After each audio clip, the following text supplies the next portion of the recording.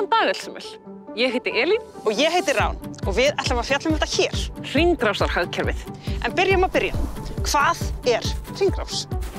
Hringrás er rennsli í hringferli. Hringrás hefur ekkert upphaf, miðju né endi. Náttúran er snillingur í hringrásum, en það er ekkert annað í boði, það er ekkert að henda neinu og það er ekkert að losna við neitt. Allt heldur áfram að vera til á einhverju formi. Tökum sem dæmi. Rjúpa étur ber af lyngi. Síðan kemur fálki aðvígandi og étur bæði rjúpuna og berið. Stuttu seinna dritar fálkinn og dritið verður hluti af jarðveginum. Upp úr jarðveginum vex síðan nýtt lyng með nýjum berjum sem að aðrar rjúpur geta gætt sér á. Rigning fellur til jarðar. Þar safnast hún saman í grunnvatn sem rennur með ám niður til sjávar. Úr sjónum gufar hún síðan upp, verður að skýjum og þaðan fellur regnið aftur til jarðar. Á haustin detta laufblöð af trjánum. Þau þekja skógarbotninn og verða jarðvegi sem inniheldur næringarefni fyrir lífverur skógarins. Upp úr jarðveginum spretta ný tré, á þeim vaxa lauf sem síðan detta og verða jarðvegi. Sem sagt, í hringrás náttúrunnar er engin endastöð. Allt getur orðið aftur nýtt. Við erum hins vegar aðeins búin að ruglast í þessu kerfi náttúrunnar. Þessi ruglingur heitir línulegt hagkerfi.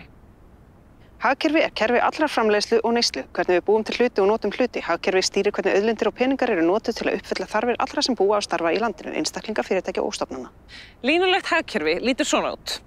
Hráefni og auðlindir eru notuð til að búa eitthvað til dæmis þetta. Svo er framleitt fullt af þessu og selt í búðir.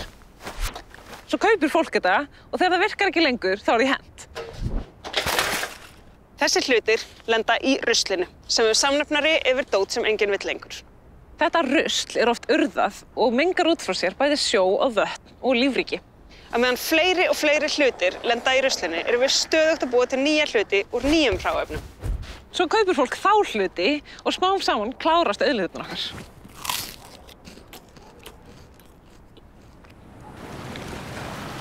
Sumir segja, lengi tekur sjórinn við. En ekkert kemst út úr hringrásinni. Ef það hendir einhverju og fer það ekki burt og því er ekki til neitt burt.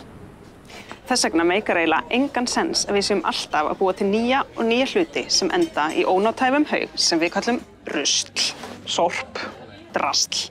Sérstaklega ekki þegar hlutirnir í haugnum gætu nýst í eitthvað annað.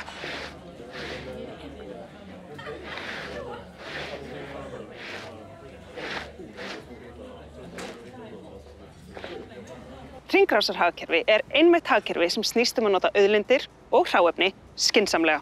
Og þannig er hægt að sporna við hamfarahlýnun, mengun, úrgangi og röskun vistkerfa.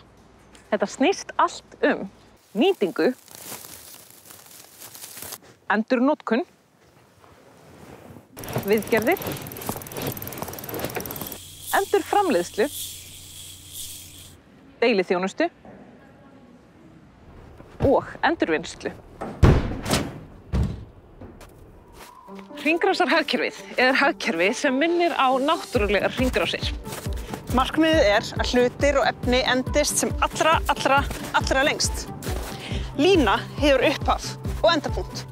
En í hringrás getum við haldið áfram og áfram og áfram og áfram.